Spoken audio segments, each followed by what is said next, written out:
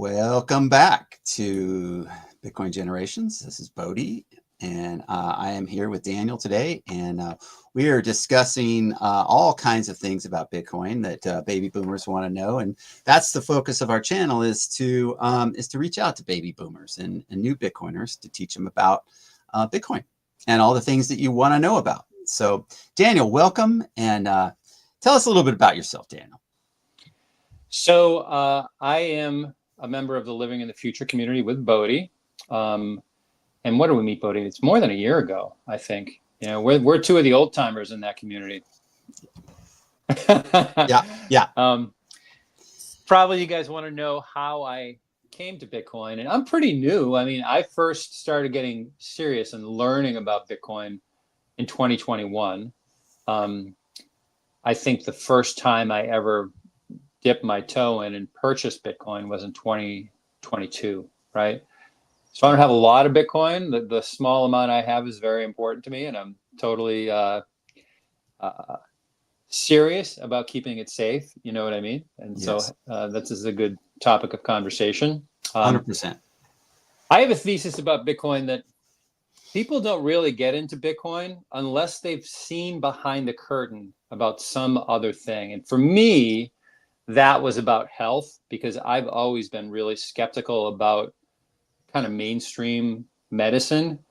And the reason for that is my dad died when I was really young. I mean, I barely remember him. I was like 5 years old. And ever since then, not everyone in my family, I have a huge family. I got a lot of brothers and sisters.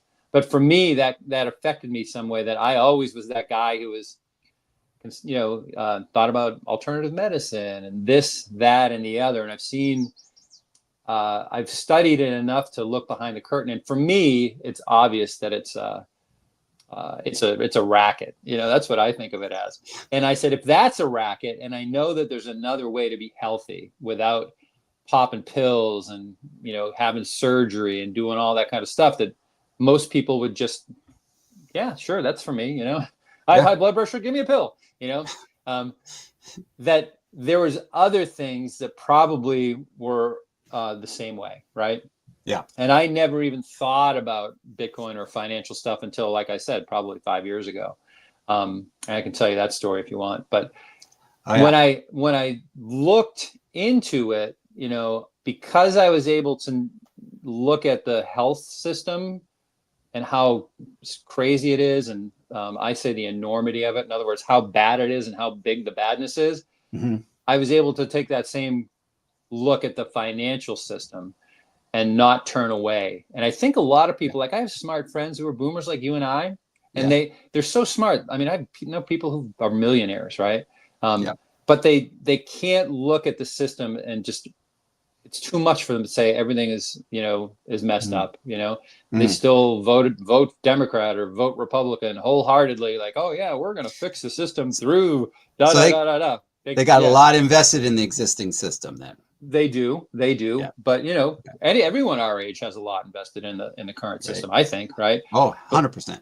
But if you can look at it and bear that first look and like, oh my God, this is terrible, but still not close your eyes or stick your head in the sand, that's how you can become a Bitcoiner. And you don't have to come through health like I did. There's other ways into Bitcoin. But once you can actually look at the system and say, hey, things are screwed up, and this Bitcoin thing might be a way out, it makes sense, then you can develop what I call conviction in Bitcoin, right? And that wild ride, like, I don't know when you got into Bitcoin, Bodie, but when I got in, Bitcoin did nothing but go down, down, down, down, down for a long time, Yeah. So it was tough to hold on, it was tough to hold. Man. But fortunately, I was able to develop that conviction and understand Bitcoin back then, because it's really, even for guys like me who don't have that much, even that small amount, because I've been holding now for almost 4 years, right? It's good. That's so good. So good. So, you have a little bit of background in high tech, though, too. Also, that is my background. That is, I've been in IT for years and years and years. I'm an IT guy. Yeah. So, what's interesting about being a baby boomer, we're fellow baby boomers, is We don't necessarily have to have a background in technology or a background in high tech or something like this to kind of like have gone through some of these things. We've seen the birth of the internet. We've seen, the birth of cell phones. We saw technology happen, and whether or not you were in high tech or medical or whatever, I mean, I was in the fire service, and but whatever you've seen this movie before in terms of like the adoption curve of a new technology, right? Yeah. Fascinating I can speak from experience, like the moment in like 1985 when I found out my friend, this guy who was an entrepreneur, applied to the FCC for a cell phone license for a rural or metropolitan statistical area to get a cell phone license to build cell phone towers to begin the cell phone tower network thing. This happened in 1985. It's crazy. He got one in like Fargo, North Dakota or someplace. Anyway, so we'll spare the story, but the point is we've seen this movie before. We know these things have happened, right? We've seen it. And the beautiful thing is that, like you said, on the medical side of this in 2021, we're like, wait a minute, like what's going on here? This is not something's going on here, like wherever you fall in this, I don't want to get political, but very interesting awareness, at least for those guys who are paramedics and we're like, I was retired, but all the guys that I had used to work with that were paramedics were like, no, that thing right here, not doing that thing. And I was like, well, I'm glad to know what you guys are doing because that helps me understand some things. Yeah. I didn't want to get into any of the detail. I just needed to know. So a lot of that. So you're absolutely right. I mean, we kind of pulled the curtain back, like you said, and it was sort of like, wow, like, And then, like I remember seeing like Michael Saylor come on the YouTube videos and stuff. And I was like, what? They're doing Bitcoin? Like he's doing what with that? Like, okay, there is something to this. And and what I was going to try to do something here. I was going to try to be not too fancy, but I was going to show you guys something. I was going to share this email that I received because you asked, like, what was the first time you got into Bitcoin, or the first time you were exposed to Bitcoin? And you know what it was? I'm going to show you. I'm going to try to bring this up. Let me see if I can do this in a way that doesn't dox myself or the guy who sent this to me. All right. If I can do this, I'll be tricky, but I think I can do it. All right. Okay, this one is called, can you see that? Yeah, I can see it. So it's Thoughts from the Front Line. And this is the email that I received. Check this out. December 1st, 2014. Is Bitcoin the future? Now, this is not financial advice. I don't recommend this guy. I have no idea who this guy is, but he goes into some interesting due diligence. He goes into some interesting discussion. It's quite a long email. I'm gonna pause that for a second right there. I'm just gonna. So someone just sent you that email out of the blue? So a friend of mine, a guy that I know who I'm very close to, we knew each other, and we still know each other. He sent me that.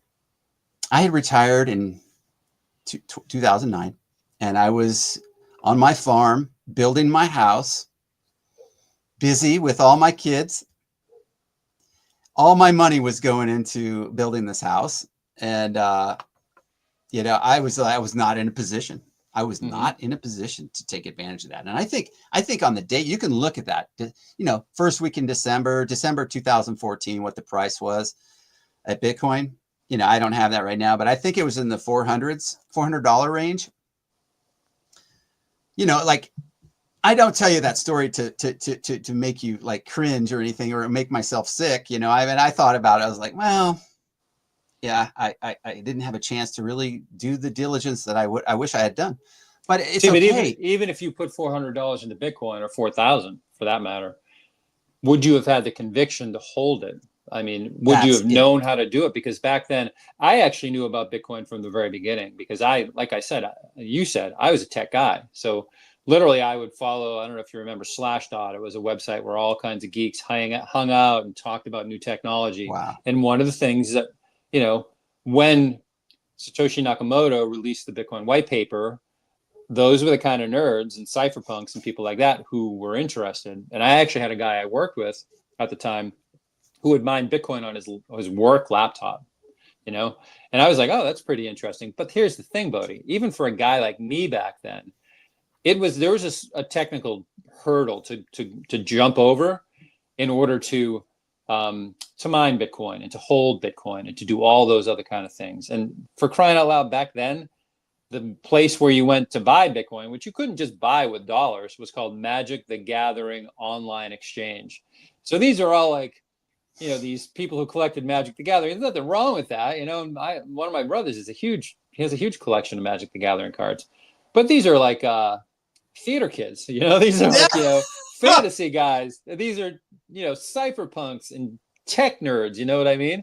So yeah. Who knows, back then, it was, I think, probably my friend sketchy at work had more Bitcoin then than he'll ever have, even if I'm sure he didn't hold it. I'm sure he gave his laptop back to the company and here you go, So it was more of a hobby than anything else. So in 2014, unless you're Andreas or Jack Mallers or someone like that, I can see how, even if you had decided to dabble in Bitcoin, your wife, it would have been like Jack and the Beanstalk. You come home with the Bitcoin, the wife's like, you got three beans there? What's going on with that, Bodhi? Get the hell out of here. You better plant those, because we got a farm going here.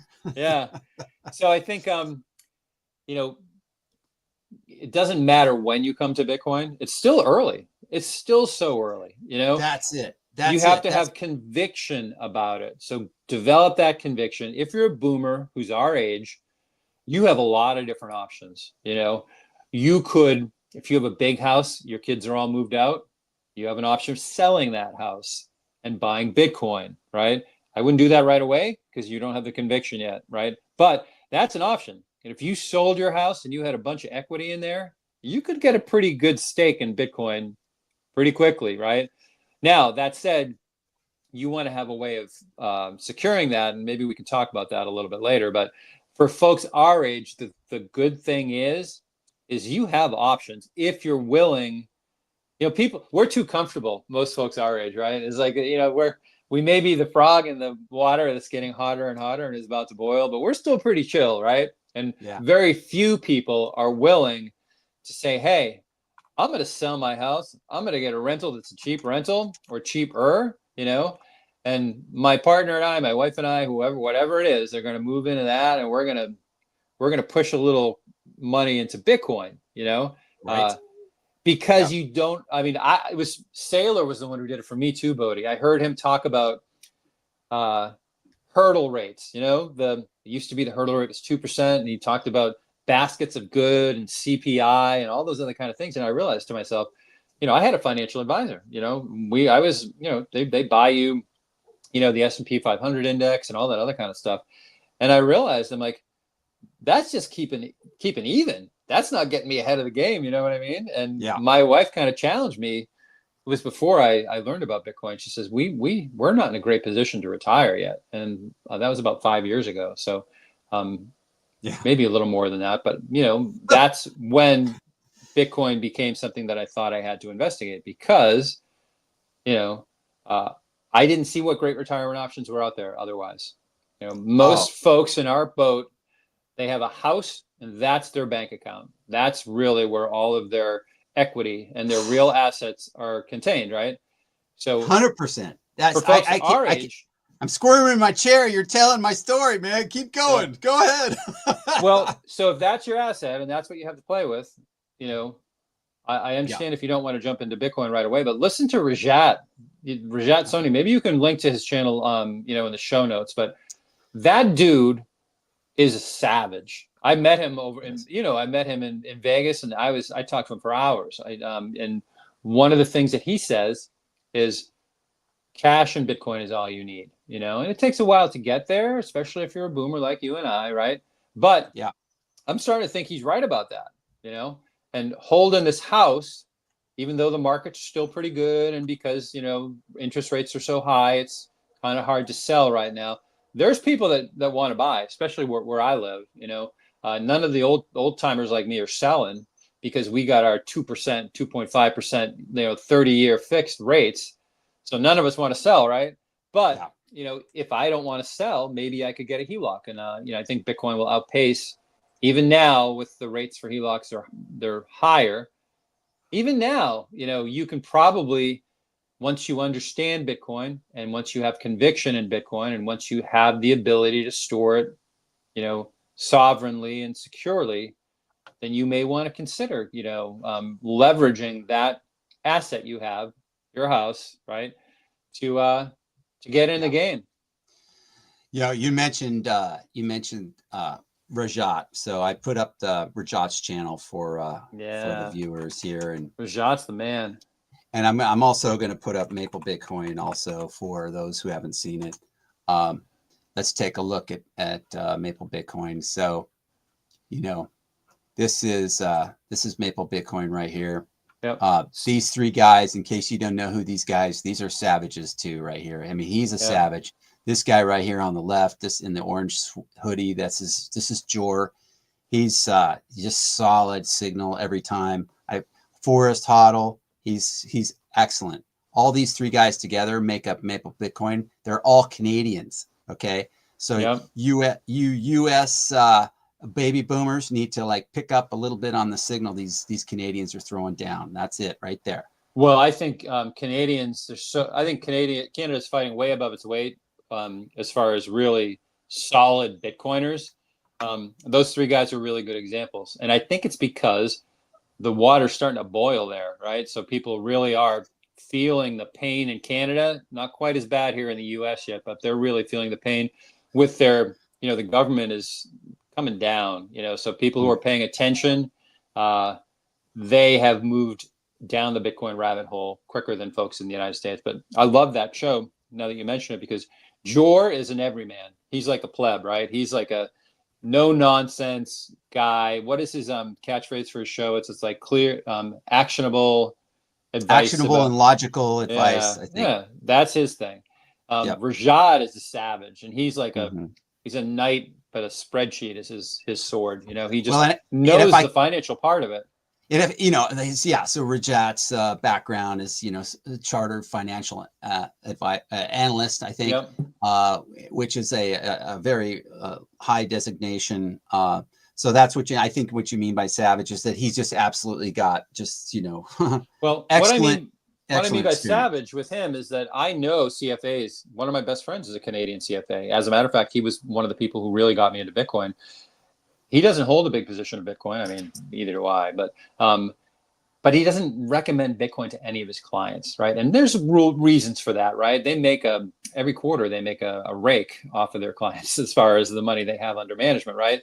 And if someone's going to self-sovereign Bitcoin, that money isn't going to come into the CFA. And but someone like Rajat, who is a CFA and is all in on Bitcoin. I mean, he's all in on Bitcoin, right? Yeah, yeah, yeah. And then you have Forrest Hodl, who is a trader. That's what I think of him as. Is I'm not a trader at all. I'm too dumb for that. I don't like that. I'm going to get in trouble if I try that, right? But Forrest knows that world, so that's why I love Maple Bitcoin. Is because you have three different perspectives on the asset, on Bitcoin, right? And Oh, really it's good. three different cultural perspectives as well. Yeah. So that's a really good show. Yeah, I was gonna just touch base on kind of rewinding back to you know, how we got in.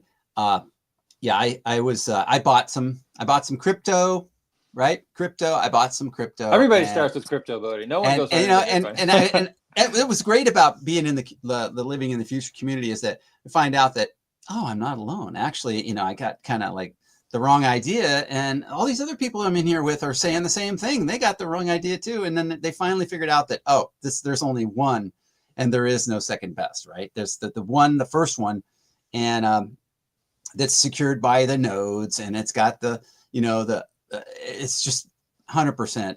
You know, we don't have to go down all the fundamentals right now, but you know, when you really do kind of hammer down on the fundamentals, like, you know, it is truly scarce. There's only 21 million. There's a network of nodes that, you know, every 10 minutes, everything gets updated.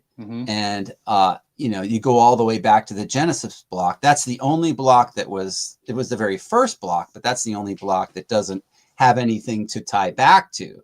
Right. That was the first one. That was like the foundational one. And then once that was done, then everything that came after that was like, okay, it's always looking back to the last one. Well, that's why it's so secure, is because all of that energy that, well, like you said, every 10 minutes, there's a new block that's mined. And we have, what is it? It's like, it's not even an exahash anymore. It's like what is the next one above an exahash? It's like a petahash. It's like, it's one of the biggest computer networks in the world, and it uses energy to secure each block that's mined. But dig this, every block refers to previous blocks, right? So you can't have a new block without referring to the block that happened before, which really means that every block that's mined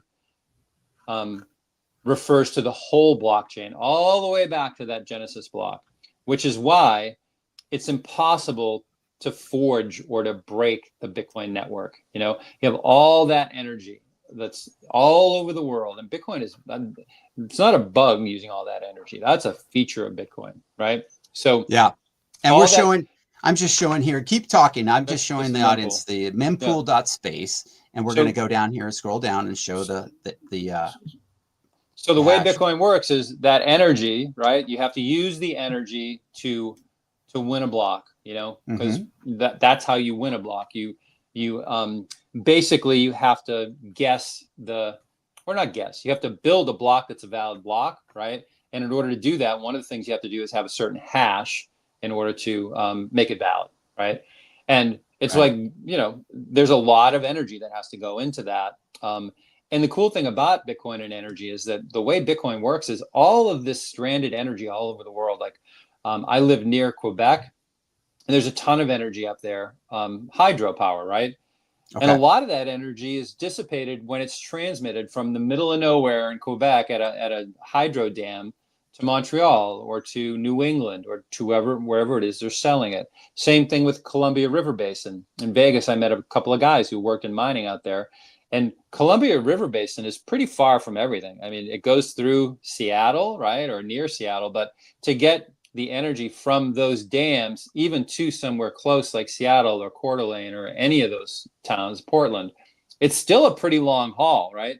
Yeah. So when what they do is they lose a lot of that energy. But if you had a Bitcoin mine, which they do now, right there next to the dams, right, and all of that extra energy, you can get a great rate from the producers, right? Because they're like, anytime I want to sell energy, I can sell it to Bodhi. He's got a mining complex right here. So none of that energy is wasted. So all of that stranded energy, and whether it's flare gas, you know, you can, you know, if you have a big dairy farm, there's a lot of cow poop around, right? You can get a digester for that, make methane out of that, burn that, and make it, you know, use that to mine Bitcoin.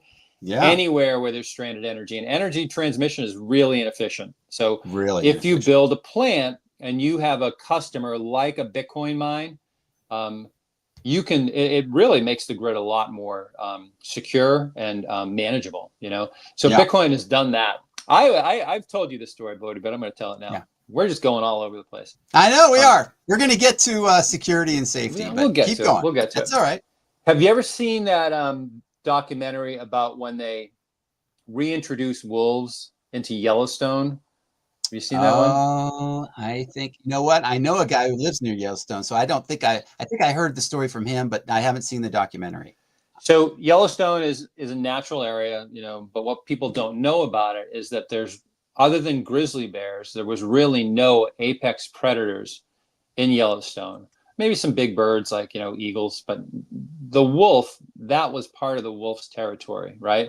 And there may be a few big cats over there too, I don't know. But wolves hunt in packs. Wolves can do, you know, they have a big range, you know, they're cooperative. So what they did is they said, hey, you know what, let's introduce some wolves into Yellowstone, because the deer were grazing so much that, you know, the, even though it was a pristine natural area, the environment wasn't really doing that great. You know what I mean? Mm-hmm. So they reintroduced the wolves, and they got the ranchers to agree to that. And the ranchers said, hey, if I see wolves that are outside the park, we're going to, you know, they don't have the protection that they have inside the park. And they agreed to it. Well, what happened was, really quickly, that the ecosystem started to recover and become much more resilient, and everything started to improve. And eventually, after, I can't remember how many years it was. You should look up the documentary on YouTube. The Yellowstone River started to run in a different course because the environment had changed so much for the better, right? That the whole system. So that's what Bitcoin is for finance. It's an apex predator that we haven't had. Like this paper money, that's not an apex predator, right? Oh man. So Bitcoin is going to change things in the world in the same way that wolves change things in Yellowstone. We don't even know how. It's going to surprise us how much better things get under a Bitcoin standard in a Bitcoin world than in the fiat world that we've been in since 1971, or even going way back to 1913 in the United States, right? Oh yeah, yeah. This you're touching on something that is, you know, it touches a nerve with people our age, right? Because it's like, whoa, wait a minute. Now we are so marinated, so soaked in this existing fiat currency system that it's like, wait, I can't even think about something else outside of this. What are you talking about? Like, you know, wait, Bitcoin, stocks, you know, investments, it's all the same. No. Hold on. You don't understand. There's some things that you don't know, and that could hurt you. So let's talk about some of that stuff just real briefly. And that's what we're doing here. But you know, like I was thinking about this.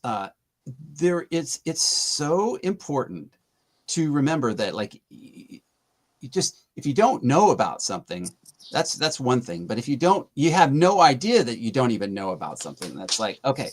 So here's the problem is that, you know, you might have heard about Bitcoin before, but if you don't know, you haven't done the research on the basics. Like, do an hour of research, then that's going to actually, I really do believe that if you do an hour of research, I believe that someone with a thinking brain, it's going to stimulate them to go like, okay, I don't understand this still.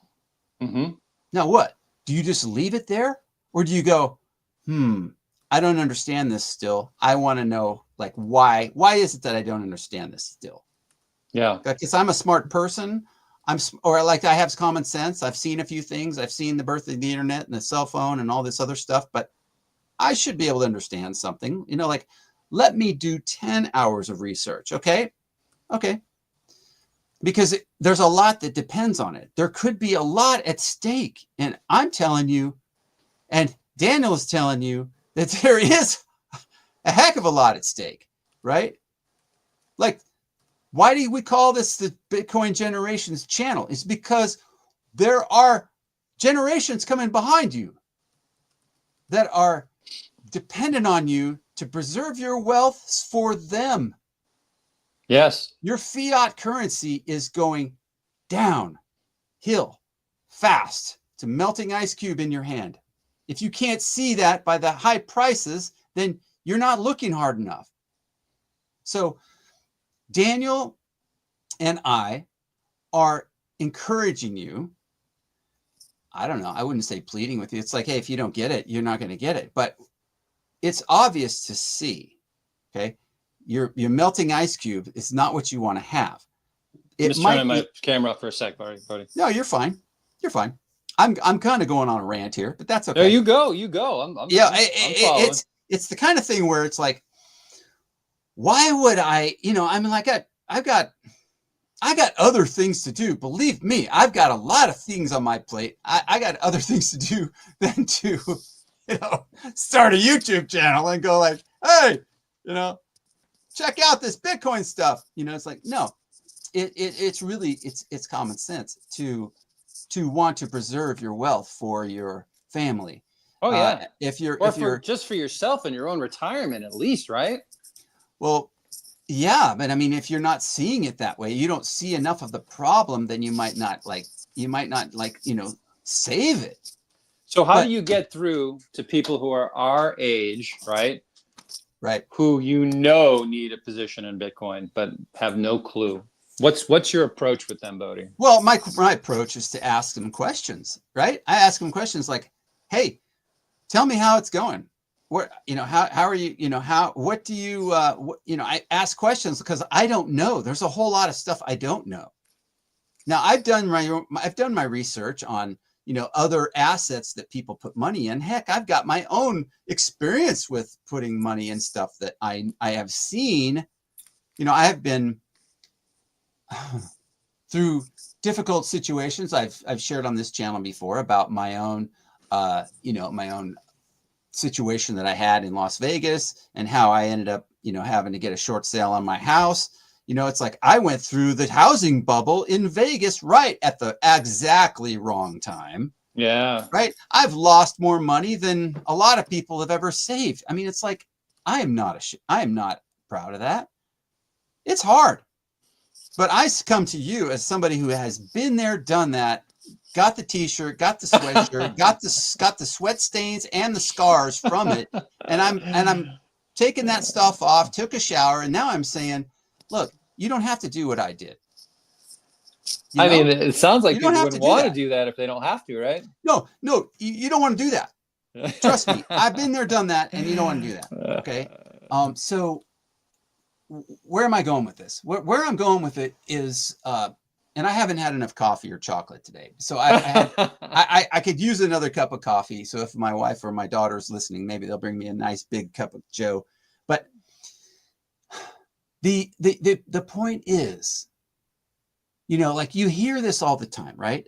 But you're hearing it from a guy who's like not one of these guys who wants to sell you something. I don't get paid for this. I love doing this. That's why I do it. It's because I'm passionate about Bitcoin. I've always been passionate about helping people. Yeah. But I believe from my experience in business, I believe that front-loading value with actionable, knowledgeable, solid information. Hey, if you've got a thinking brain, you can make your own decision. You don't need advice from me. You can put 2 and 2 together, and then you're like, maybe if this thing is going somewhere, maybe I ought to get some. Yeah. Right. And then it becomes like this stuff right here. This shirt that I'm wearing is something that Daniel put together for our group. Here, let me show you the back. Can you see the back? Oh yeah. Okay. So Daniel put these together for the group that's in the Bitcoin Citadel. I'm one of those people. I will tell you, I am learning tons from these guys.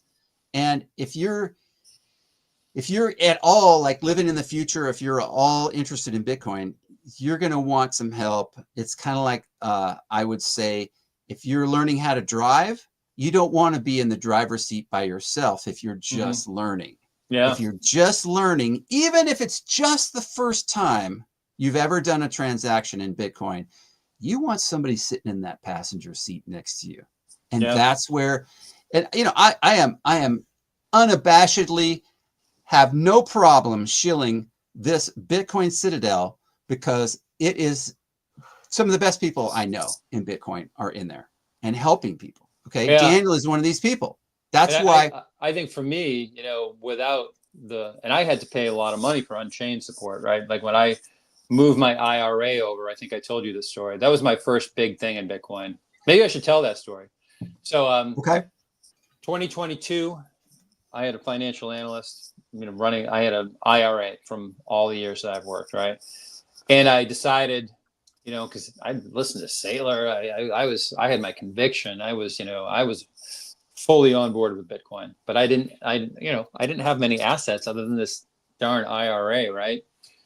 So I said, you know what I'm going to do? I'm going to roll that IRA. I'm going to go down and talk to my financial advisor. And I was really nervous about it because he's like, he's a good friend of mine. He's been my financial advisor for a while. And I said to him, hey man, I'm going to move my money out of my IRA and I'm going to get a Bitcoin IRA. And he tried to talk me out of it. He was really nice about it.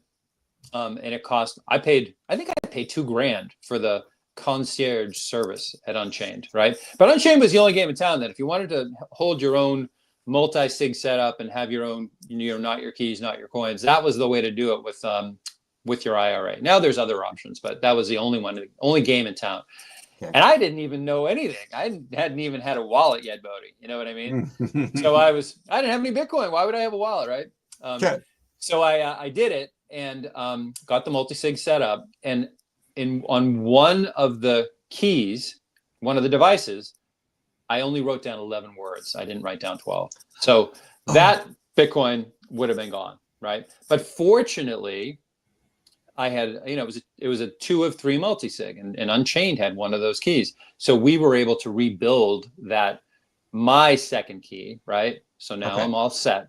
And I was super, super grateful that, that I went with them and my first big Bitcoin purchase, and all that stuff. And I'm going to show Bitcoin Citadel a tiny bit here.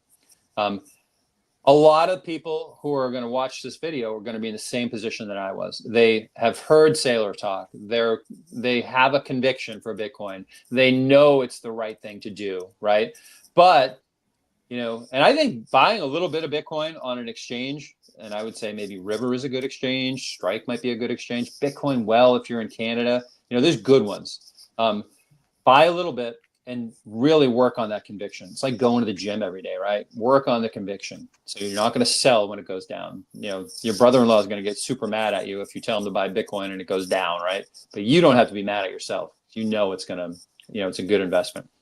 Anyway, buy on the exchange just to get a position. Then you set up your first hot wallet. And for me, it was a Moon wallet. I'm not sure if you're familiar with that one. And you got to remember your words and to write them down. And I made sure I wrote all 12 of them down this time. And then you figure out and then you get your steel plates and your cold card and all that other kind of stuff comes later. But where do you put your steel plates, right? Where do you store your signing devices? Where do you put your backups of your passphrases? Exactly. All of that stuff. I didn't know any of that, And I think being in the future community helped me to get my setup better, right? And it helped me to understand the asset. And I have my own node I run, and I have a Start9 running on a laptop that's pretty secure, and I have my own mempool and all that stuff, so I can be as private as I can, as a regular pleb. And I think that one of the great things about this team we have at Bitcoin Citadel is that's the stuff we're going to help you with. And the prices that I've seen, the reason we started is because we have people living in the future community who are complaining about folks who are providing similar services that we're charging so much for it and really not delivering on the promise in some cases, right? So we decided, me and Bodie and Jor and a couple of other folks, was to come up with this inheritance protocol, which I think is the best in the business. And I'm not just saying that. And basic helping you down that path toward more and more self-sovereignty and better security. So that's where we're positioning ourselves. We're about ready to launch, Bodie. It's going to happen soon. It's going to happen soon. Dude, I am trying to keep my mouth shut. It's hard. It's hard. I was in Vegas and I was like, Jor, are we ready? Are we ready? And he's like, We're almost Didn't ready. have a lot to say yet. Everything is pretty much set up except for a couple small details, big details to us, but small details to other people, So it's going to happen soon. And I think that, you'll see something, especially people in the living in the future community, you'll see something real soon, Yeah.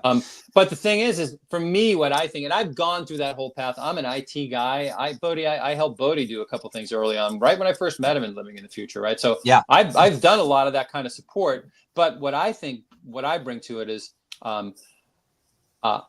one of the side gigs I've had for a few years is I'm a health coach. So I know that coaching model, that the paradigm of helping people, because with a coach, you don't tell people what to do. What you do is you help people to decide what they want to do, right? And to make the decisions and to make the plan to do their goals. Maybe if I was health coaching you, Bodhi, I would say, you'd be like, oh, I'm too, maybe you just pretend you're overweight. I'm too overweight, No one ever lost weight because they were whining about how overweight they are. It's because, no, I know you're in good shape. It's because you find out what people really want. Well, I want to be able to play with my grandkids, when I'm in my 70s. I want to be able to travel and enjoy my retirement. I want to be able to do X, Y, and Z, whatever is important to you, right? And from that, and then you say, well, how are you going to do that, right? And everyone has an idea in the back of their head. It's really just activating and being an agent of change and supporting people to make those kinds of changes that a coach does. So I think one of my roles in Bitcoin Citadel is to help those folks who don't really have the conviction yet and are curious about Bitcoin and really feel like they see the problem, right? But they're not ready to jump into the solution, right? To help them down that path, So, and then help you to pick the right exchange, or you pick the right exchange. What are you looking for? And then you pick the right hot wallet and the right storage setup. And once you have a position where you really want to protect it, and for some of boomers like us, they're going to get a pretty big position right away, Bodhi. I mean, some of these people, like I know people who have a lot of money, but you're not going to sleep well, believe me, if you don't have your security set up and your community, right? People around you that are supportive and who are going to really help you through the dark days, right? That's super important. And you and I in the beginning, we didn't have that. I guarantee you, Bodhi. But fortunately for us, we found Living in the Future, and that is a super supportive community for that.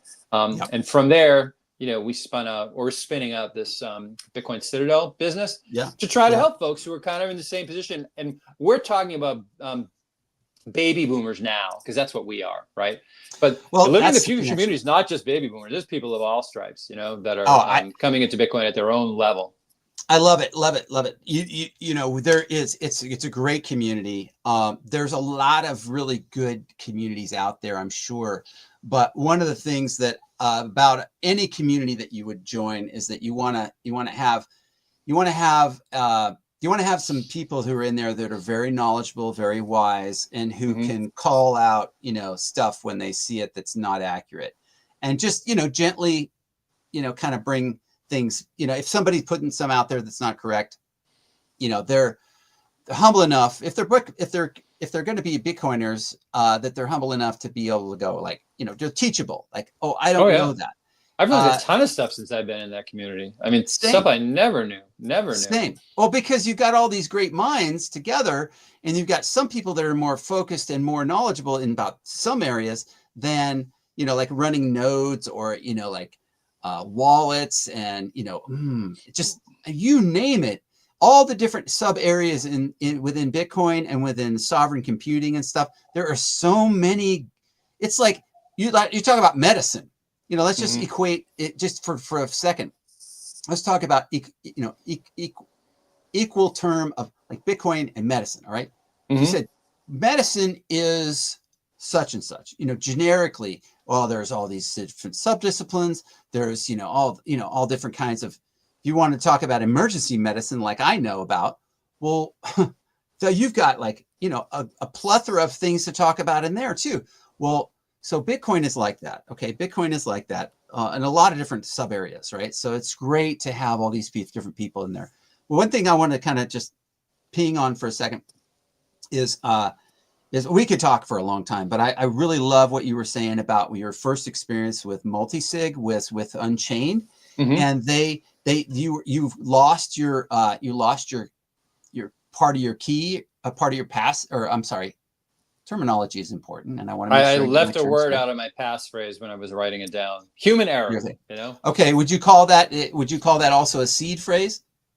Yeah, yep. Seed phrase. Passphrase, seed Absolutely. phrase. Seed Okay, so phrase. those That's are probably more accurate. Seed phrase. those terms are kind of synonymous. Don't want to make sure we No, clarify. seed phrase is better. Yep, you're right. Okay, so seed phrase. So the point that he made is with a seed phrase is that he made a human error in regarding that, but because he had set it up the right way in the beginning with a more complicated, well, it's not complicated, but a more elaborate security setup from the get-go, he had like a multi-sig, like kind of define a multi-sig for you right here.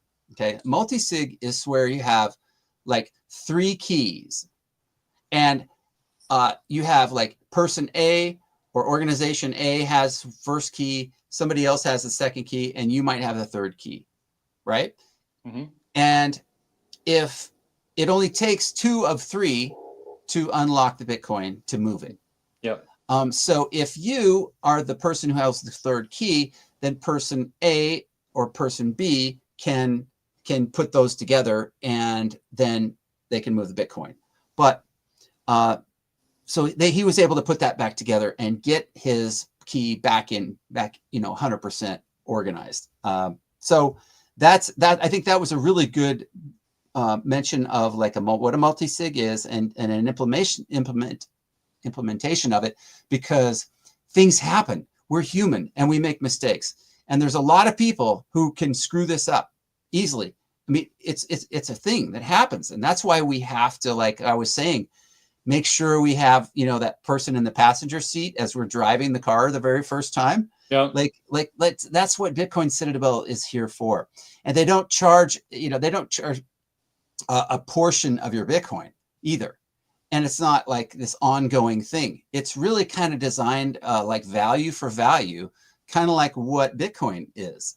It's a value for value setup. So we want to provide a good value, and then we would get paid an appropriate amount of value in return in Bitcoin. Yeah. Okay. Second thing was exchanges. Exchanges are, so I never mention anything on the channel that I don't use personally, and I don't have any sponsors. So I just kind of like straight ahead, just tell you what I use. And because I think that's great, an honesty, on kind of an honest approach. I do use Strike. I do use River. And I've used Bitcoin well too, although it's been a little while since I used them.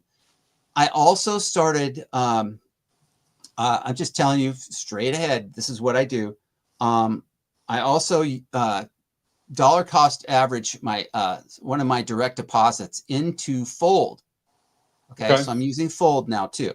So I guess I don't know, the Fold's not really known as an exchange, but they do have that capacity to sell your Bitcoin and move it into your debit card if you wanted to do that. Yeah, they're a Bitcoin financial services company. I mean, maybe not call them an exchange, but Strike is the same way. I mean, as you go further and further down the rabbit hole, one of the things I do is similar to you. Strike has a bank that they work with called Cross Bank, where you can just direct deposit into Strike. Yeah. And I'm a huge Jack Mallers fan. I just like his style.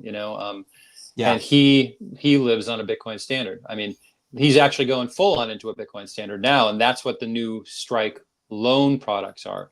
But we're getting ahead of the game, because really, what we want to do is get people who are boomers, who are pre-coiners, right? Turn the no coiners into pre-coiners, and the pre-coiners into Bitcoiners. And just getting a Strike wallet, right? Signing up on River, getting that first bit of Bitcoin. And for guys my age, roll your IRA into Bitcoin. And I'm going to tell a story about that. So back when I rolled my IRA in, my wife decided she didn't want to do it. She was not a Bitcoiner at that time, right? And she's like, Dan, you can do it, but I'm going to keep mine with our financial advisor. And she had about $90,000 in her IRA at that time. I don't think I'm doxing myself to say that, right? And I had much less than her. I had like 50,000. You know, it wasn't as much at all, right? Yeah, yeah. And I rolled it in. I lost the $2,000 to pay for the concierge service, you know, and I rolled it in. And at that time, Bitcoin was still on its way down. So I think I wound up with like a Bitcoin or maybe a little bit more. You know, it wasn't that much, you know, because Bitcoin was, I don't know, it was around 50,000 at that time, Bodhi, you know? So I didn't realize it'd be a rare company. I actually, technically, I'm a whole coiner because my IRA has a Bitcoin in it, right? Okay.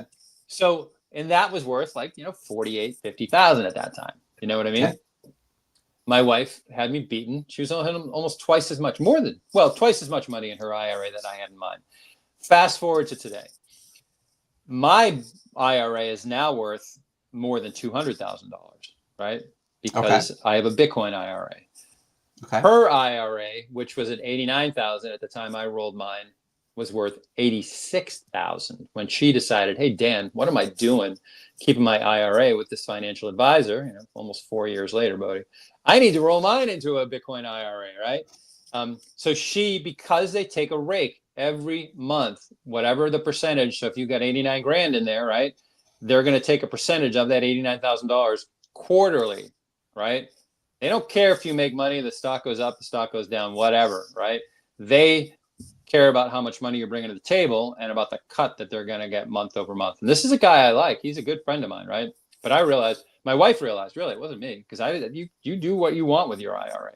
Right. That, so if she had done it at the same time I had done it, she would have had probably a couple of Bitcoin, you know? She would have been a double whole coiner if she had done it then. You know, now she's probably never going to be a whole coiner, at least not with that IRA. So that's a good for people our age. If you have a financial advisor, if you have an IRA, if you have a 401k, you can roll into an instrument like that and then roll it into Bitcoin. That's a good first step, I think, you know, especially if you use a company like Unchained, or there's a lot of them around now. Right. What I would say, though, make sure, like I considered moving my IRA to Fidelity because the rates, you know, Fidelity seemed like a more attractive. They're free, right? For Unchained, you have to pay $250 a year for them to hold your Bitcoin.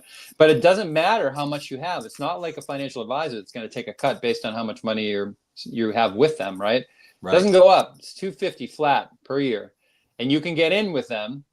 And if you hire someone like you know, like us, the Bitcoin generations, you can save money on that concierge too, because we have folks who know how to do that stuff. Bitcoin Citadel. Yeah, you don't, Bitcoin Citadel, right? What did I say? Generations. Oh, sorry. That's this channel. That's okay. Bitcoin Citadel. And we can walk you through the process of getting your multi-sig set up if you want to, or you can pay the concierge service. I think it's $2,500 now. Ours is a lot less than that. And you can get set up, and you can now get your exposure to Bitcoin in your IRA. You can develop that conviction because you can't sell your IRA. You know, it's there, right? You went into Bitcoin.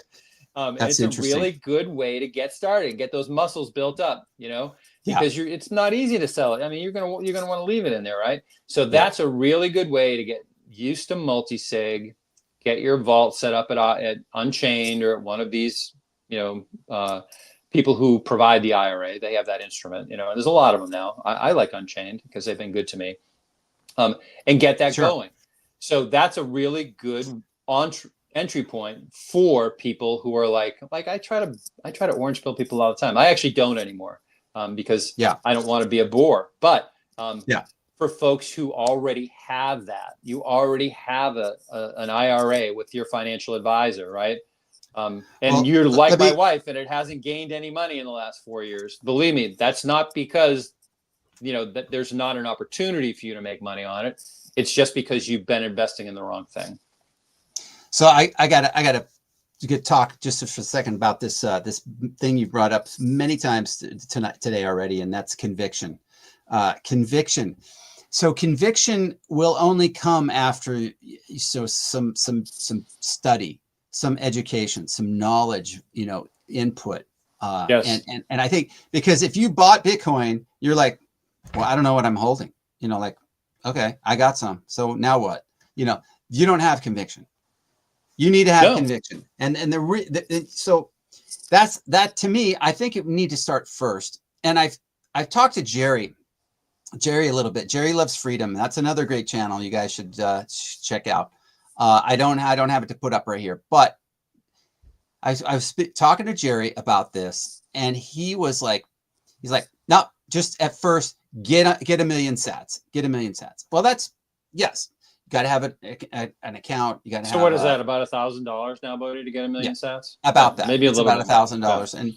And as we're recording this in early June 2025, I just like okay, so you know how they say ready, fire, aim. You ever heard that? Well, I have heard that. Well, you can fire first and like aim later, but it really helps to understand like what you're aiming at and why you're going to fire. So like I'm saying, like I talk to guys who are like they're wealthy, but they're not like crazy wealthy. I've got a connection with a guy who is like, he's crazy wealthy, and he knows guys that are like billionaires. Does he have any Bitcoin? Yeah, I probably better not talk anymore about him. Okay. No, just because, yeah. So the thing you didn't is dox that him. You didn't these dox guys, him, he's good. Yeah, he's good.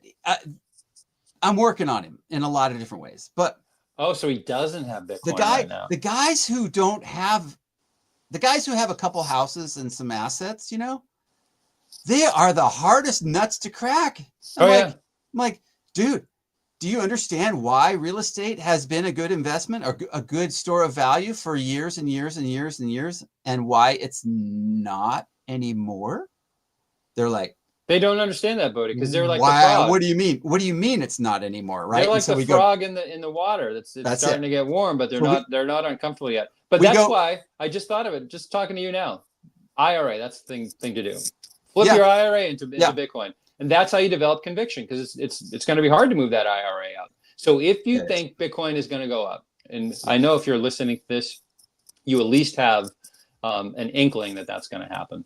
That's a really easy way to get that, to build up that conviction. It's like an automatic pass to the gym where you're going to get, build that muscle up without even, not even trying, because you're locked in, right? So you're in the system, you're locked in the system. If you have some money that you can roll into an IRA with a group like Unchained, right? And you're not going to, and you're youngish, Bodie and I are both, I don't want to dox us, but we're both close to retirement. Bodie's already retired. I'm not yet, but I'm close to it. That's a great way to build up that conviction, and that's a great first step. Work with a professional. Maybe it's Bitcoin Citadel. Maybe you just get the concierge service at Unchained Capital. Maybe you go with Casa or any one of these other groups that have an IRA that is self-custody Bitcoin IRA. That's the key, right? That's why Fidelity didn't work for me. It's not self-custody. It's not your keys, not your coin, right? But there's a lot of options for that. And that's a way to build up your conviction. And then if it's working out for you and you see number go up, don't sell, wait. Like my number go down was what I saw for many, many, many months before numbers started to go up for me, right? Right. But that's a way to build conviction, and that's a way, because you're going to want to hold it for at least 5 years anyway, right? Yeah. So that's a good way for boomers who have assets but are scared to use, some of their assets to dip their toes in the water, and not just, I get a million sats. I think a million sats is great for people who are, in their 20s or 30s or 40s. Get to a million sats, and that's awesome, and that's a really good goal, because a lot of people. What does Rajat say? He says if there's if someone has an emergency that costs $400, like more than 50% of Americans, I think it was like 63% of Americans would have to take a loan out. They'd have to get some kind of financial help to cover that, right? So if you're in that position, grinding away and getting a million sats is awesome. If you're in the position where you have assets, you have an IRA, you even have a home, IRA is perfect. Roll it into some place like Unchained, and I can't guarantee you results like we saw, but Jesus, from 89 to 86 compared to from 48 to over 200, that's a pretty stark contrast. You know what I mean? And I think it's going to be even more in the future. I think Well, the contrast is going to be even more. We have a lot of things that are under the hood. And when you do your research, you realize what's under the hood. You realize that, okay, there's a lot going on under the hood. And then once you start doing more research, you realize what some of those things are and why they're significant and why this thing is moving and sometimes why it's not moving too, right? So that's good to know without getting out in the weeds. You just need to be, you might want to get some. The wrong number is 0. That's the wrong number. Okay. Yeah. So that's what we're trying to say is that, continue to do your research, do your own research, to continue to build your knowledge base. You're talking to, you're listening to Daniel here, of Bitcoin Citadel, very knowledgeable guy. We've talked and worked hours and hours and hours together. I absolutely, Bitcoin Citadel team is in it for the right reasons. And we want to present value up front. And if you don't see that value, I wouldn't work with us. Absolutely. If you don't see the value, find somebody you resonate with. But if you do find something that's really, really resonates with you, then I would absolutely go, go to Bitcoin Citadel .net and check us out. And well, not quite yet. We're not quite ready yet. Not quite ready. Yeah. So don't we'll be announcing some things very shortly. Yeah. It'll be shortly. Did you hear that another solo block was mined, Brody? I heard it just today. There's another solo block got mined. Yeah. Because someone in the chat said, how about miners? Does anyone have their own miners? And I know a lot of people in the Living in the Future community do. I have a miner. Yes. And I think with my hash rate on my miner, I have a 1 in 2150 chance of hitting a block with the current hash rate. So, the odds aren't great, but the odds aren't 0. I mean, that's pretty good. Probably better than the lottery, right, Bodie? I mean, that's pretty good of hitting it within this year. So hitting it this year, 1 in 2,500. That's pretty good. That's really good. Yeah, I don't have a bit axe, so my miner's a little bit more powerful than that. But you can, we have members of our group that are, I think, Bodie, you're included in this, that are exploring using mining to heat their homes, exploring using mining, because we have a bunch of folks who are like Bodie, who are in, either in the trades or folks who, did real stuff like being an EMT, being a fireman, and they know how to do stuff. And we have a guy who's a plumber in our group, and he's looking into using Bitcoin miners for that kind of stuff. You know what I mean? Yeah. And I think there's a huge future in that, especially if you live in a cold area. Like a lot of the folks in our group are from Canada, right? So there's not many warm places in Canada, especially in the wintertime. And I live in the north too. So we've got some amazing things going on in this technology. And, I went to a couple of conferences on mining. The heat reuse conference is really fascinating. Anybody can download from the brains.com, BRAIINS, brains.com. Is that a mining pool? It's a mining pool. Yeah. They have some sub areas that are specifically, they have some books and online books for free that you can go and download, and you can go to that website and you should be able to find those. Yeah. And I would say that, the things that are going on in the mining heat reuse arena right now are fascinating. It's fabulous to see this new technology being able to be implemented in people's homes, where essentially you get such a rebate back on the mining heater that you put in that it pays for your electricity. Yeah, okay, it depends you get the heat for free. how much you're spending per kilowatt hour. But the way I look at it is, if you're running, if you have your house, you can definitely take advantage of it. But if you have commercial real estate, say for example, you have a hotel, or you have a hotel who's a customer and you do HVAC for that hotel. Imagine if they set a mining setup in the hotel, right? because they have to have power all the time anyway, but they're not using it all the time. At night, people turn the lights out. Guess what? Maybe in the winter they don't need to run the AC, that kind of thing. Right. You mine Bitcoin and you keep that Bitcoin that you mine, and all of a sudden your balance sheet for the hotel starts to look pretty good, right? So you're going to have a buffer. Maybe you use that Bitcoin that you've mined to get a Bitcoin bond from a company like People's Reserve, and now you have a financial instrument that you develop from just mining Bitcoin, heating the hotel, heating the water, that you would have been doing anyway. That you would have been doing anyway, right? And you have this nest egg that's going to grow and compound year over year. And you say, well, now I have a significant amount of Bitcoin here. Let me talk to CJK over at People's Reserve, and I'm going to get a Bitcoin bond. So I don't have to sell my Bitcoin. I can borrow against it, and I can do improvements in the hotel. I can hire, some new people. I can all those kinds of things, right? So that's a very interesting thing that you brought up, because you can borrow against it, and that's the thing that a lot of folks don't realize. Some people have said that kind of Bitcoin is like digital gold.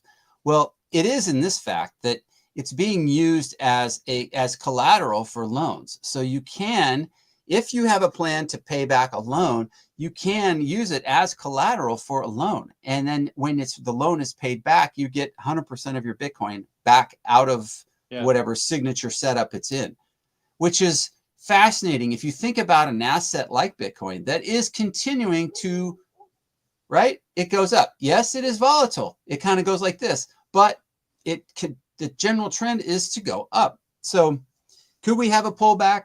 Absolutely, we could. Oh, we will have a pullback. It's volatile. But long term, right? Long term, that's what kind of like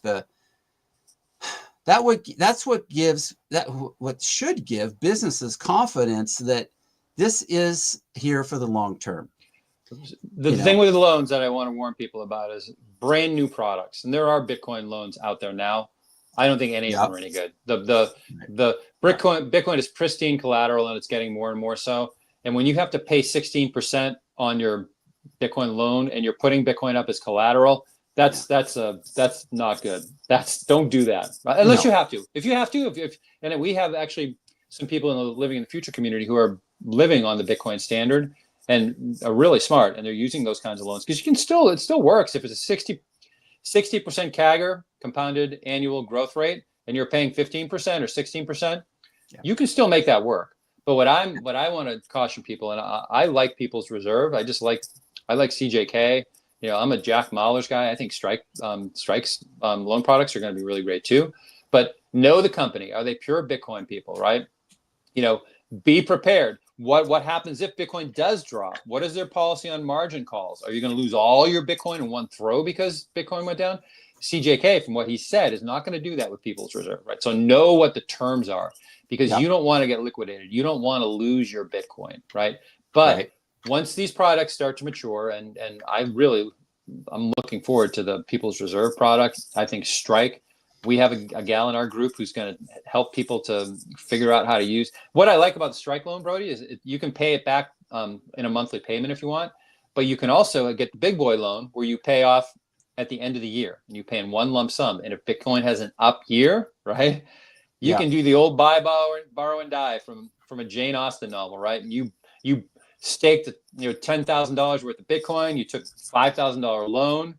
At the end of the year, Bitcoin is now worth $20,000. Guess what? It's super easy to pay that loan off. You know what I mean? Yeah. So there's going to be options that people and businesses have with these new products that are just coming out, but people have to really understand them and be careful with them. And I think that's another thing that at Bitcoin Generations we have a guy who is our business guy. So he is going to know all this stuff with Bitcoin bonds and Bitcoin loans and this kind of stuff. That Bitcoin Citadel. Bitcoin Citadel. Because it's hard for people. It's just like I'm like you ever see those charts where it has the bell curve, and there's the guy who's looks like a moron on one side, and then there's the guy who looks like a Jedi master on the other, and then in the middle is what do they call that guy who's I can't remember what you call him, but the screaming sludge person. Most people are a screaming sludge person, right? The guy, it was like that with Right. COVID too. Yeah. The Yeah. dummies didn't get the jab, and the real smart people didn't get the jab, and most people in the middle, decided Right. to roll with it, right?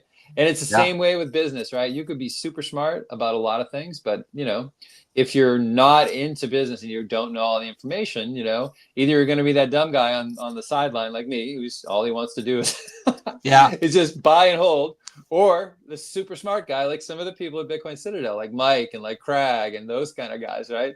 And I Yeah. want to have those guys on my side. I might never be a trader, and probably, to tell you the truth, buddy, I probably never will be.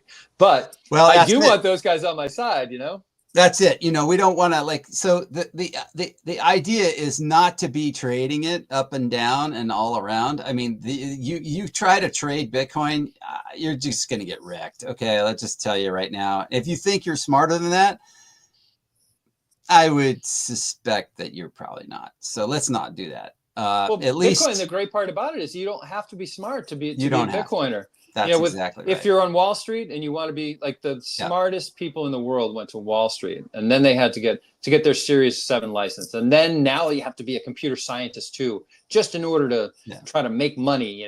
Right. Bitcoin, you don't have to do that. Just buy it and hold it.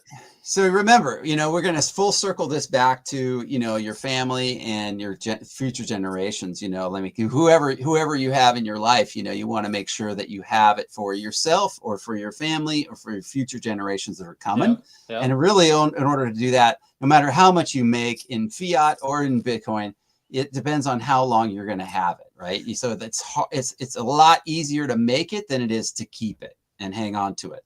That's where you're not making mistakes. That's why conviction is so important. Conviction is important.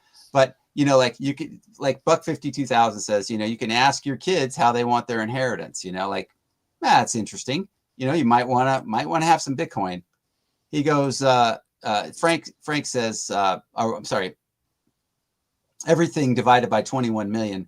He says, I'm storing my Bitcoin for my kids and grandkids. They don't understand it yet. This is fine. I hope to still be here when they want to learn.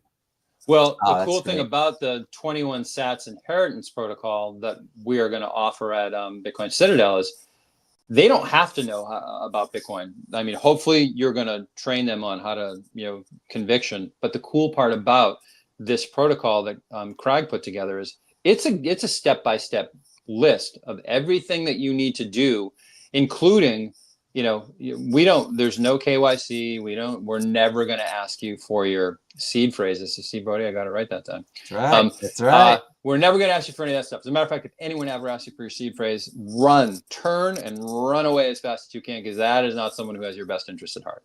So we're going to put together a package, and I'm a customer of it, right? I worked with Craig to go through it now. I haven't got it all done yet, but and that way, when I do, pass away, which is inevitable for everyone, right? My kids don't have to be experts at Bitcoin necessarily, right? I'm hoping to train them to be, to understand the utility of it and to know what it is before that day occurs. But if it happens to occur tomorrow, they won't lose it, right? They'll be able to, my wife will be able to keep it, right? My kids will have it. And I don't think a lot of Bitcoiners have thought about that. We're so, I have my little man cave that I do all my, magic spells in and stuff. And it doesn't involve my kids and my wife that much, Daniel, I was talking to a guy who was into mining, and he and I were talking about the future of, like the potential I had for the concept I had for a piece of equipment.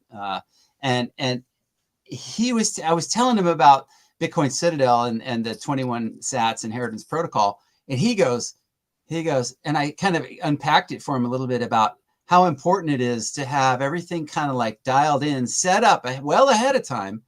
So you have everything like backed up. And then of course you have to have, your legal side of things done as well. But I asked him about that, and he goes, oh yeah, I need to get that going. I need, he's like probably late 40s, early 50s. And I'm like, well, like there's no time like the present to get that stuff going, because the more you have it like put together, the better you're going to sleep at night.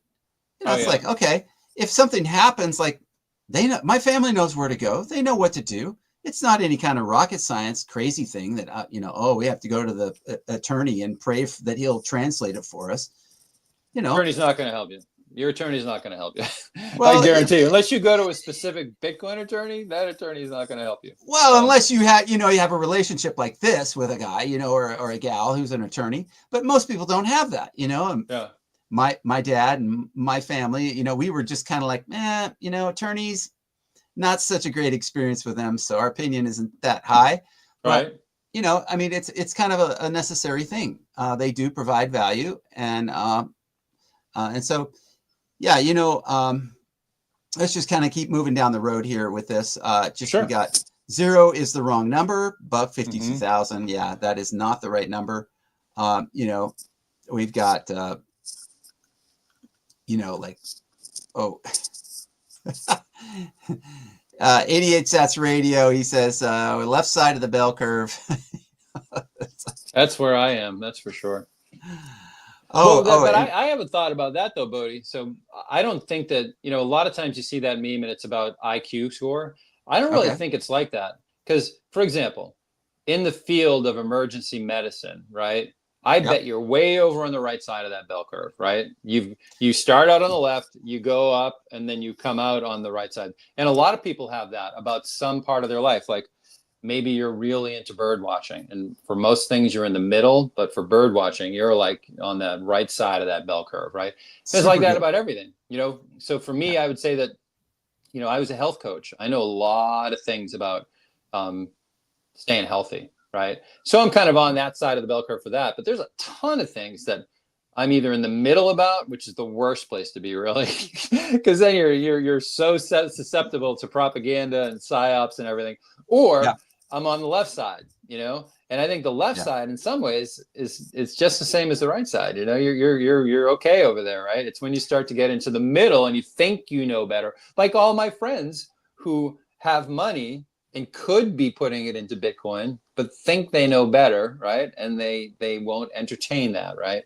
So I think the left side of the bell curve, that's a good spot to be a lot of times, and you can be there with Bitcoin. You don't have to dive down the rabbit hole so you know everything. I mean, because it's a pretty deep rabbit hole. And you can just go ahead. No, it's just really important for us to remember that, I mean, we're baby boomers. We're talking about all this stuff to other baby boomers. That's kind of the goal here. And if you know somebody who's like our age or whatever, and you want to share this with them, or they're older, this is something that can be learned. This is something that we're learning. We have learned quite a bit already, but there's not anybody that I know that has learned everything about Bitcoin. I'll just say that even the people who've been in it since the very beginning, they're still learning stuff. And so, but the conviction comes after like figuring out like, well, what maybe I don't know enough.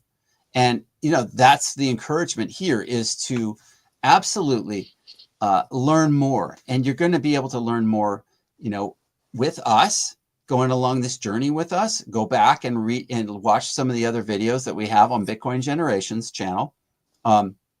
There's going to be a lot of just like, if you've got a few years under your belt, you also want to make sure that you're kind of like, you don't like already feel like you know everything already. So there's some humility that's required to kind of like be like teachable. Does that make sense? Oh yeah. And if you have humility, so you're teachable and you're open to learning about Bitcoin, then so good. It's such a good thing to be, because now you're teachable. Now you're ready to have this knowledge poured in, and that's when, after you're kind of humble and teachable, and then you move down this progression of, okay, well, then I can learn some things. Then you learn some things. And now once you start learning some things, then you're getting some conviction. You're like, maybe I really do need to get some, and you're not coming from a place of fear, like, oh no, I better get some before it all runs out. No, you're not doing that, but you are like thoughtfully proceeding because you've thought things through. And you're not coming from a place of fear. You're coming from a place of, I understand. I understand why these people are all talking about Bitcoin. And I understand now that it's scarce. And I understand now that dollars are not scarce. They just print them with a button. Yeah. What?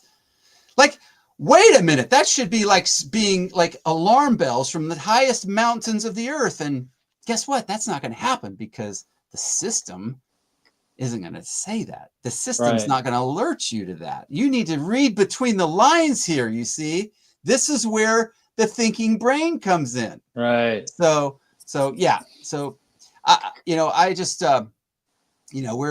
we're pushing an hour 20, but I love this conversation, Daniel. We're gonna have you back on. We're gonna be talking about some more things in the future. We're gonna be doing this. Is there anything you want to say about kind of like anything we haven't brought up yet before we wrap? I just kind of like want to touch on some things. If you because I mean, we're both boomers. We've both got a lot of stuff, kind of a lot of freight on this train, if you will. The stuff we've been through in our lives, and I mean, you've seen a lot of things come and go. So have I. And I mean, just can maybe impart some wisdom on some of those other some other folks in the chat, some other folks that are watching this, that are like things that maybe we may not have mentioned already, as we kind of like front load this value for them. I think the people who are in the chat now already have conviction in Bitcoin, and they know what it is, right? I think the people who really need to learn about Bitcoin and develop that conviction are the ones who are our age, have some assets. And like I said, that 401k, that's a no-brainer. Roll that into Bitcoin, then you can learn about it and develop conviction as you go along, right? Okay. But for people who are our age, who hopefully have some assets, whether it's a home or a 401k or some kind of, IRAs, things of that nature, you gotta think to yourself, where am I going to be for my retirement in 5, 10, however many years, right? I'm getting close myself, and I always thought of myself as someone who's going to work forever. I could never think about retirement, but I'm going to retire in a year probably. I just decided. I mean, we're going to do this business, so I won't really be fully retired. But I think I think I've arranged things so that my wife and I can be okay with retirement. But I know a lot of my friends that are not in that position. And if you want to be in a more solid position, it's not too late to start to look at Bitcoin, to develop that conviction, and to come up with a retirement that you're going to thrive in instead of just squeak by. So that's what I would think about is, we're old. It's hard to make a bold move when you're in your 60s. It is. It's not the easiest thing in the world, but it's also something you're going to kick yourself about if you don't. You're here. You're looking at this video. That means that you're at least somewhat down the rabbit hole, right? Don't kick yourself and say, "Oh, that weird-looking guy Dan was saying all this stuff, and I wasn't enough to get me off zero," right? You can enter this, you can get exposure to this asset without, you don't have to buy a whole Bitcoin, my friend. You don't go with XRP just because it's $2. You can buy $2 worth of Bitcoin too, and it's going to be worth a lot more than XRP. I have friends that Bodhi, XRP and Bitcoin are the same thing to them. No XRP, no XRP, no, just no. Just say no, no, no. Well, okay. You started with that too. I mean, you had to dabble with something in the beginning too. People don't jump right into Bitcoin. No. See? Orange coin. Orange. Okay, all right. Bitcoin only. Bitcoin only. That's like, look, okay, just from like conviction level. I'm convicted, okay? You cannot learn, let's say, you cannot be an expert in everything. You cannot learn. I guarantee you cannot learn 25 different coins. You Right. can't. You won't be. You won't be what you need to be if you try to learn 25 different coins. Keep it simple. There's no other coin you want to learn. There is no second best, even though you'll get sold. And those guys are really good at trying to sell you. They're really good. They're really good. And some of them are like, close to you. And they're really good at, like, man, XRP is going to insert the name of whatever ship coin you want to call it. The ship coin that sails, right? Mm-hmm. No, you want to learn the first cryptocurrency. Learn Bitcoin. Study Bitcoin. This is the only one you need to know. Okay, sorry, rant over. Okay, we're wrapping now. All right. What kind of things? We're going to have some places where you can go and request Daniel if you want to use him at Bitcoin Citadel, but we are not quite ready for that. I just want you, by the time you see this in a month or something, you're going to be able to contact him. But I want the people to understand the conviction that boomers need to have, because time is there's a window. Yeah. And we need to make sure that we take this opportunity in this window to obtain Bitcoin and to get some under in our self-custody. It's not too late. That's the goal. And it doesn't have to get in self-custody right this moment. Just get some on an exchange, not the blue one with the white letter that has the C on it, but Strike or River or Bitcoin Well or Fold. Those are the ones that I use. But I would say get it. We'll talk about how to take care of it later. Okay, that's what you need these guys for. Okay, you're wrapped there. Go ahead. I'm good, bro. You said it all there, man. Did I? Okay. Get off zero. That's what Get I'll off say. zero. That's it. All right, my friends. You've heard it here on Bitcoin Citadel with the Bitcoin Citadel. Daniel from Bitcoin Citadel here on Bitcoin Generations. We're boomers. Turtles. Sort of like guys who are may not been the first people into Bitcoin, but I'll tell you what, we've been down the river a few ways and had some experience. Got our knees kicked in and shins and stub toes and all that stuff and enough in our lives. This is time we actually get off of zero and get this one right. Okay, these guys are here to help you, and I think we're gonna be able to guide you in the right direction when it comes to that stuff. So anyway, great having you, Daniel, and I really appreciate everybody in the chat, everybody who's going to be listening to this. Like and subscribe if that's your jam. If you don't like us, just don't watch again. But we're here for you. Front load the value, baby. And Daniel, thanks again. Peace. All right, we're out.